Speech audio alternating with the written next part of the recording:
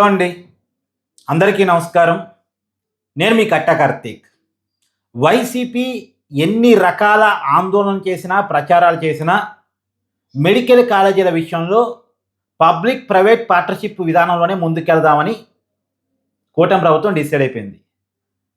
17 medical కాలేజీలలో ఒక 4 medical కాలేజీలని PPP మోడల్లో స్టార్ట్ చేసి దానికోసం టెండర్లు కూడా పిలిచింది.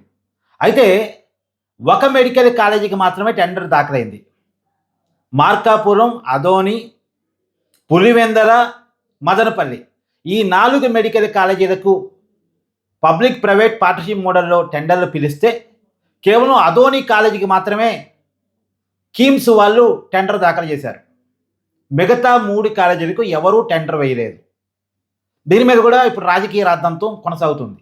ఎందుకని రాలేదు, టెండర్లు ఎందుకని ఎవరు వేయలేదు, ప్రైవేటు వాళ్ళు ఎందుకని ముందుకు రావటం లేదు ఆంధ్రప్రదేశ్లో మెడికల్ కాలేజీలు తీసుకునే దానికోసం అనేటువంటి చర్చ కొనసాగుతుంది. మేబీ 2 కారణాలు కావచ్చు. ఒకటి, జగన్మోహన్ రెడ్డి గారు ఈ మధ్యకాలంలో పెద్ద డైలాగ్ కొట్టిపోయారు. ఎవరైనా మెడికల్ కాలేజీని టేకప్ చేస్తే పీపీపీ మోడల్లో మేము అధికారంలోకి వచ్చిన తర్వాత 6 నెలల్లో వాళ్ళని జైల్లో పెడతాం అని ఒక బిగ్ స్టేట్మెంట్ ఇచ్చిపోయారు. ఆ స్టేట్మెంట్కి భయపడి ఎవరైనా రావటానికి వెనక్కి తగ్గుతున్నారా?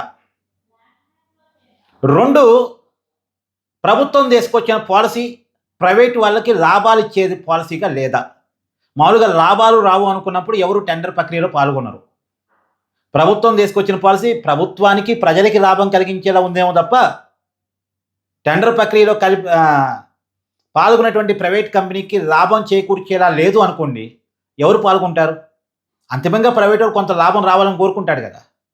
ఆ లాభం సంపాదించేదిగా లేదు కాబట్టి ఏ ప్రైవేట్ వ్యక్తులు, ఏ ప్రైవేట్ సంస్థలు టెండర్ ప్రక్రియలో పాల్గొనలేదా? ఈ 2 కారణాలు ఏది నిజం? ఒక్కొక్క కారణాన్ని చూద్దాం. జగన్మోహన్ రెడ్డి గారు ఆయనకున్నది కేవలం 11 సీట్లు. కూటమి చేతిలో 164 సీట్లు ఉన్నాయి. ఇప్పుడున్న పరిస్థితిలో జగన్మోహన్ రెడ్డి గారు తిరిగి అధికారంలోకి వస్తారో లేదో తెలియదు. మరి ఆ పరిస్థితుల్లో జగన్మోహన్ రెడ్డి గారి బెదిరింపుకి అంత వాల్యూ ఉందా?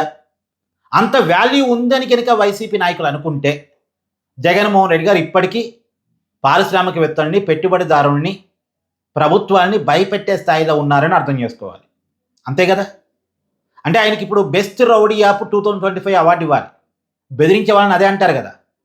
జగన్మోహన్ రెడ్డి గారు గతంలో పారిశ్రామికవేత్తని రాష్ట్రం నుంచి పంపించేశాడు కాబట్టి, పెట్టుబడుల్ని, పరిశ్రమల్ని పారదోరాడు కాబట్టి, మళ్ళా రేపు అధికారంలోకి వచ్చిన తర్వాత అదే రకమైనటువంటి విధానాలు అవలంబిస్తానని ఓపెన్గానే చెప్తున్నాడు కాబట్టి జగన్మోహన్ రెడ్డి గారు అధికారంలోకి వస్తారో రాదో గ్యారంటీ లేకపోయినా 0.1% ఉన్న పారిశ్రామికవేత్తలు, పెట్టుబడిదారులు భయపడతారు. పెట్టుబడిదారులు రిస్క్ తీసుకోరు. కాబట్టి జగన్మోహన్ రెడ్డి గారు బెదిరిస్తున్నాడు కాబట్టి అతని చరిత్ర కూడా చాలా దారుణంగా ఉంది కాబట్టి భయపడి టెండర్ ప్రక్రియలో పాల్గొనలేదు అనుకుంటే, ఇది నిజం అనుకుంటే జగన్మోహన్ రెడ్డి గారికి బెస్ట్ రౌడీ యాప్ 2025 అవార్డు ఇచ్చేయాల్సిందే. ఇంకా అదే రౌడీజం చేస్తున్నందుకు గాను. ఇక 2వది, ప్రభుత్వం తీసుకొచ్చిన పాలసీ ప్రైవేటు వాళ్ళకి లాభాలు సంపాదించేలా లేదు. ఇక్కడ వైసీపీ నిన్నటిదాకా ఏం చెప్పింది? కూటమి ప్రభుత్వం ప్రైవేటు వాళ్ళకి దోచిపెడుతుంది, పీపీపీ మోడల్ ద్వారా మెడికల్ కాలేజీలని, వాటి ఆస్తుల్ని దోచిపెడుతుంది. ఇది కదా గోల చేసింది వైసీపీ. ఇదే నిజమైతే ప్రైవేట్ వాళ్ళు ఇచ్చవిడిగా వచ్చి ఉండాలిగా దోచుకోవడానికి. కూటమి ప్రభుత్వం దోచిపెడతా ఉంటే దోచుకోవడానికి చాలామంది రెడీగా ఉంటారుగా. ఒకవేళ కేసులు పెడతామన్నా, జైల్లో పెడతామన్నా భయపడకుండా దోచుకు తినడానికి సమాజంలో చాలామంది రెడీగా ఉన్నారు. కార్పొరేట్స్, పెట్టుబడిదారులు కూడా రెడీగానే ఉన్నారు చాలామంది, ఓపెన్గా మాట్లాడుకుంటే. మరి ఎవరు ఎందుకు రావట్లే అంటే ప్రభుత్వం తీసుకున్న పాలసీ వైసీపీ చెప్తున్నట్టు ప్రైవేటు వాళ్ళకి దోచిపెట్టేలా లేదు, ప్రజలకి, ప్రభుత్వానికి రక్షణగా ఉంది అనేది అర్థం చేసుకోవాలి. దాన్ని సమీక్ష చేసుకున్న ప్రభుత్వం కొంత ప్రైవేట్ వాళ్ళని కూడా ఆకర్షించేలా ఉండాలి కాబట్టి ఒక 60% వైయబిలిటీ గ్యాప్, అంటే ప్రైవేట్ వాళ్ళు ఏం చెప్తున్నారు, మాకు అసలు రాదు అనుకున్నప్పుడు అసలు మీరు అన్నంత ఇవ్వలేము కానీ ఒక 60% వైయబిలిటీ గ్యాప్ నింపుతాము, దాంట్లో 30% రాష్ట్రం, 30% కేంద్రం భరిస్తుందని చెప్పేసి 2 రోజుల క్రితం చంద్రబాబు నాయుడు గారు వైద్య ఆరోగ్య శాఖ సమీక్షలు తేల్చారు. ఇప్పుడు కొత్త పాలసీ రూపొందించి మళ్ళీ టెండర్లు పిలిచే అవకాశం ఉంది. ఏది ఏమైనా వైసీపీ అబద్ధాలు బట్టబయలైపోయినాయి. అంటే ఇదే దోచిపెట్టడం కోసం తీసుకొస్తున్న పాలసీ అంటే దోచిపెట్టడం కోసం తీసుకొస్తున్న పాలసీ కాదు, దోచి పెట్టడం కోసమే తీసుకొచ్చిన పాలసీ అయ్యి ఉంటే ఇప్పటికి టెండర్ ప్రక్రియలో చాలామంది కంపెనీలు పాల్గొనే వాళ్ళు అని తేలిపోయి ఉండేది. కానీ ఇంకోటి ఏంటంటే చంద్రబాబు నాయుడుకి సంబంధించిన మనుషుల కోసం దోసి పెడుతున్నారని కూడా చేశారు. మరి చంద్రబాబు నాయుడు గారికి సంబంధించిన మనుషులు ఎవరు టెండర్లో పాల్గొలేదుగా. చంద్రబాబు నాయుడు గారు మనుషులే కాదు, అసలు ఎవరూ పాల్గొలే. ఒక్క మెడికల్ కాలేజీకి టెండర్ వేశారు కిమ్స్ వాళ్ళు, అదోని మెడికల్ కాలేజీకి. మళ్ళీ ఆ కిమ్స్ భాస్కర్ రావు మీద కూడా కామెంట్ చేశాను నేను వైసీపీ వాళ్ళు, అతనికి కమ్మ కాబట్టి వేశాడని. అతని సంగతి చూస్తామని. అతని కమ్మ కావచ్చు, ఇంకే కులమైనా కావచ్చు. కానీ అతను ఒకప్పుడు వైఎస్ రాజశేఖర రెడ్డి గారికి బాగా క్లోజ్, జగన్మోహన్ రెడ్డి గారి తండ్రికి. మరి కమ్మ కదా రాజశేఖర రెడ్డి గారు ఎట్ట క్లోజ్గా ఉన్నారు? ఇంకా కరెక్ట్గా చెప్పాలంటే అసలు ఆరోగ్యశ్రీ ఐడియాని ఇచ్చింది కిమ్స్ భాస్కర్ రావు గారేనట. ఆయన చాలా ఇంటర్వ్యూలు చెప్పుకున్నారు. చూడండి కిమ్స్ భాస్కర్ రావు గారి ఇంటర్వ్యూలు చూడండి, కిమ్స్ అధినేత భాస్కర్ రావు గారి ఇంటర్వ్యూలు చూడండి మీరు. నేనే రాజశేఖర రెడ్డి గారికి ఆరోగ్యశ్రీ ఐడియాని ఇచ్చాను, నేను ఇచ్చిన ఐడియా మేరకు ఆరోగ్యశ్రీ పథకాన్ని పెట్టారు అన్నారు. మరి కమ్మ అయితే అతని ఐడియాని రాజశేఖర రెడ్డి గారు ఎందుకు తీసుకున్నారు?